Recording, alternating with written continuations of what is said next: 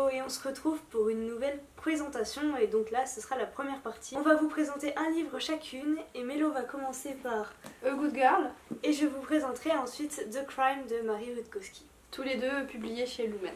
Commençons tout de suite avec A Good Girl, écrit par Amanda K. Morgan. C'est l'histoire d'une jeune fille qui s'appelle Riley Stone, une adolescente lycéenne qui est parfaite. C'est la meilleure élève, elle participe à tout plein d'œuvres caritatives, elle est à la tête des cheerleaders. On va commencer tout de suite avec l'écriture qui permet une entrée en matière très facile. On rentre vraiment facilement dans ce roman. Ça devient très vite addictif. C'est facilité par le fait que c'est écrit à la première personne. Donc on est dans les pensées de Riley Stone. On suit sa vie et notamment ses amours parce qu'elle semble attirée par son prof de français. Voilà, l'intrigue est basée là-dessus. J'ai trouvé cette héroïne vraiment très intéressante. On sent qu'elle est intelligente. L'identification à l'héroïne est assez facile, en tout cas au début. Par contre, j'en attendais peut-être un petit peu plus de l'histoire d'amour avec son professeur de français. Même si elle est quand même très tordue. Mais au final, la différence d'âge n'est pas si énorme parce qu'en fait il s'agit d'un ancien ami de son grand frère. Donc la différence d'âge est de quelques années on va dire. Si elle n'était pas son élève, ça serait pas quelque chose d'affreux, d'impossible. Bon, le seul problème c'est qu'elle est élève, il est le prof. Et qu'il est marié aussi, soit dit en passant. Ce qu'il faut savoir, c'est qu'on entend beaucoup parler que c'est un thriller young adult. Je ne suis pas d'accord. Je suis d'accord pour le young adult, ça c'est sûr, mais pour le côté thriller, on le retrouve seulement dans les 60 dernières pages.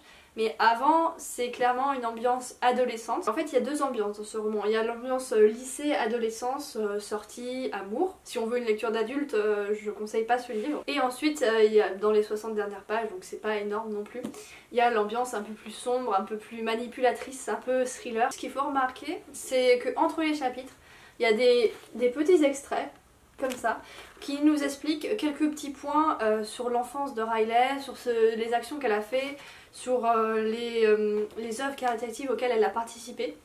Donc ça nous éclaire un petit peu et au fur et à mesure ça va nous emmener vers la fin en nous donnant des indices au fur et à mesure. Je trouve ça vraiment très sympathique. Ça nous donne un autre point de vue vu qu'on est à la première personne, donc on n'a que le point de vue de Riley Stone, alors que il vaut mieux être un peu plus large sur l'histoire pour comprendre la fin. D'ailleurs, en parlant de la fin, je l'ai vraiment adorée. Elle est originale et je vais dire inattendue. Bon, j'avais des soupçons quand même sur la fin, mais il restait plusieurs possibilités quand même. Donc c'est super, c'est vraiment très appréciable. Cette fin, elle est amenée de manière très subtile. On ressent vraiment l'intelligence de l'héroïne, mais on ressent aussi sa ruse et la subtilité qui est mise en place dans tout ce scénario en fait. J'ai trouvé ça vraiment bien pour un young adulte parce qu'il faut savoir que les young adultes c'est pas trop mon genre et là j'ai adoré, je l'ai mis dans mes coups de cœur. Peut-être pas mes coups de cœur, mais quand même. Pour finir sur cette fin, pour ceux qui l'ont lu, n'hésitez pas à venir m'en parler parce que je l'ai vraiment adoré et bon je peux pas vous spoiler, je peux pas en dire plus malheureusement mais j'aimerais vraiment beaucoup. Ah et aussi une petite note, j'ai discuté avec certains et certaines de ce livre et j'avais dit que je ne craquerais pas, mais je n'ai pas craqué, hein, je l'ai mais on me l'a offert, voilà, donc c'est pas réellement un craquage. Je vais maintenant vous présenter The Crime de Marie Rutkowski, la suite de The Curse qui était sortie il me semble en février. Également paru chez Lumen avec une couverture que je trouve toujours aussi belle. J'ai hâte de voir la couverture du dernier. C'est une lecture que j'ai fait en lecture commune avec Marion de la chaîne Entre les Lignes. C'était ma première lecture commune et j'ai beaucoup aimé. Je trouve ça super sympa de partager nos impressions au rythme de notre lecture. Et il me semble, corrige-moi Marion si je me trompe, il me semble qu'on a eu à peu près le même ressenti. Ceux qui n'ont pas lu le premier tome, je vous déconseille de regarder la suite de cette vidéo, on sait jamais. J'ai beaucoup aimé ce deuxième tome, c'est pas un coup de cœur comme le premier tome, il y a moins d'action, j'allais dire encore moins d'action parce que il y en avait dans le premier. C'est ça. Tout se passe donc à la cour de l'Empire, donc c'est un peu plus coup de poignard dans le dos et petit complot plutôt que grosse rébellion comme dans le premier tome. Donc on retrouve Kestrel et Harine qui sont très indécis. Autant dans le premier tome ils avaient l'air de bien savoir ce qu'ils voulaient. Oui. Autant ici, alors Kestrel joue à des jeux très dangereux, elle met sa vie en jeu. C'est compliqué pour elle, donc autant elle, j'arrive à comprendre un peu son fonctionnement, j'arrive à comprendre ses doutes.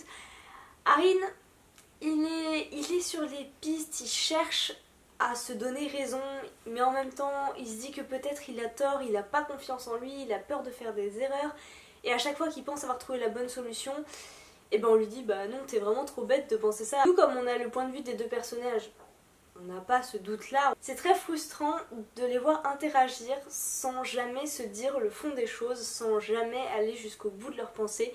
Forcément après il y a des quiproquos, mais moi ça m'a pas dérangé, comme je les comprends, j'arrive à accepter leur comportement. Après je pense qu'effectivement ça peut poser problème à d'autres lecteurs. En ce qui concerne la plume, j'avais beaucoup aimé la plume dans le premier tome, je l'avais trouvé très descriptive, j'avais trouvé l'univers assez bien ancré. Là c'est un petit peu moins le cas, j'ai trouvé. Mais ça reste intéressant, on découvre un nouveau peuple, on découvre de nouvelles contrées. En ce qui concerne les personnages secondaires, on retrouve des personnages secondaires du premier tome, mais on les voit beaucoup moins. Et de nouveaux personnages secondaires sont mis en avant et on sent, du moins j'espère, qu'ils auront une grande importance pour la suite, notamment le prince Verex et une jeune princesse qui est un peu retenue contre son gré au palais. Voilà. Ils sont intéressants, mais ce que je reproche, c'est qu'ils sont pas assez fouillés. J'aurais aimé avoir plus d'indices sur leur importance, j'aurais aimé qu'ils soient plus importants dès maintenant, ou alors que leur caractère soit un peu plus approfondi. Et maintenant passons au gros point un peu noir de ce roman. C'est une remarque que j'avais déjà essayé d'exprimer dans la comparaison du premier tome. Je sais pas si j'avais réussi à très bien me faire comprendre, mais maintenant je suis persuadée que je ne suis pas folle, et je suis aussi persuadée que c'est un problème non pas de traduction mais à l'écriture, puisque Marion a rencontré le même problème en lisant en VO, ce qui est très perturbant. C'est que le temps du récit est le même, que ce soit les événements du présent de l'histoire et du passé de l'histoire, et il n'y a aucun marquage qui indique que l'on passe d'une période à l'autre. On finit par s'y habituer, on finit par guetter ce genre de passage pour être sûr de bien les avoir compris, mais c'est vraiment perturbant, c'est assez mal fait, je dois le dire. Je ne comprends pas que le temps qui soit utilisé pour décrire ces passages soit le même que le temps du récit. Vraiment ça me dérange. S'il y a plusieurs temps, c'est fait pour justement éviter ce genre de problème. Ou alors, ouais, voilà, ou alors qu'ils mettent au moins un petit marquage, ne serait-ce qu'un saut de ligne. Et pour faire encore mieux, un petit marquage, un petit dessin, ou même si ça fait un peu rustre, un petit mot en italique pour dire un an après, ou pour dire dans les pensées. Plutôt. Enfin, peu importe quoi, mais quelque chose. Du coup, autant sur le premier tome, j'avais trouvé ça perturbant, mais je m'étais dit c'est pas grave, autant là pour moi ça commence à devenir un gros point noir. Et j'espère qu'il n'y aura pas trop ce problème dans le dernier tome. Cela dit, la fin est vraiment très bien. Elle est amenée, alors je ne veux pas dire subtilement sinon elle va s'énerver.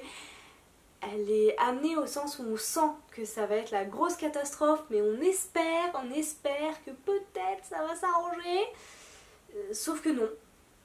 Et maintenant j'ai hâte de lire le tome 3 et de savoir ce qu'il va advenir des personnages. On a fini cette première partie de présentation. On espère que ça vous aura plu. N'hésitez pas à faire des critiques aussi sur ces romans.